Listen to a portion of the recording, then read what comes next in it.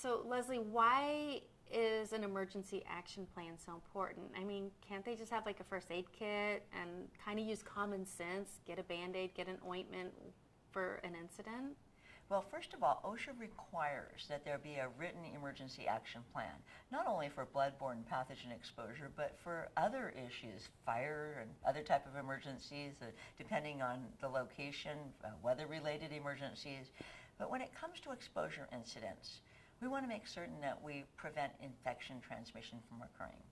So OSHA requires that we review our action plan, just like CPR. You know, we're required to take our CPR training every 2 years to keep our dental licenses up and, of course, to stay current. Sometimes there's changes with CPR. Sometimes it's the same old, same old. But the purpose of the training is to keep it top of mind. You know, I bet you wouldn't hesitate to perform CPR on someone who collapsed in front of you. Right. I know for myself, let's say I'm at the market and somebody in front of me in line collapses. You call 911. I'd be on my knees the next thing, and I'd be assessing the patient. And if I needed to commence CPR, I'd begin. I wouldn't need to pull my wallet card out and look at it and say, well, how many breaths and how many compressions was that? I would automatically know what to do. And I wouldn't hesitate. When there's an exposure incident in a dental practice, if everyone doesn't know their role, it can take hours out of production. Someone who's been exposed needs to know that they have to report it immediately, not keep it a secret, not wait till the end of the appointment or the end of the day or the end of the week, or simply not tell anyone at all. They need to know that they have access to a first aid kit and what steps to take for first aid.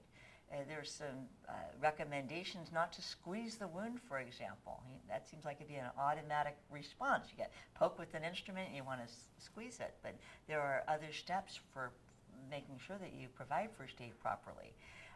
You'd want to make certain that the forms are available that you'd have to fill out so you don't spend hours gathering the documentation, and that you want to have a healthcare provider already selected with maybe a map and turn-by-turn directions to that healthcare provider.